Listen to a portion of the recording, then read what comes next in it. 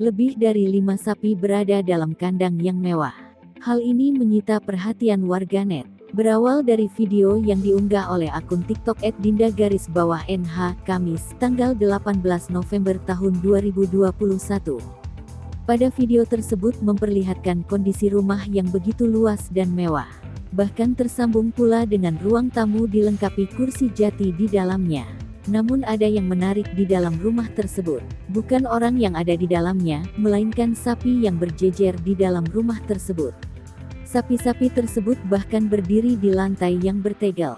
Tak hanya itu, di depan sapi tersebut juga disediakan wadah sebagai tempat makannya yang terbuat dari papan. Sapi-sapi tersebut tak sendirian, pasalnya ada beberapa orang yang juga berada dalam ruangan yang sama.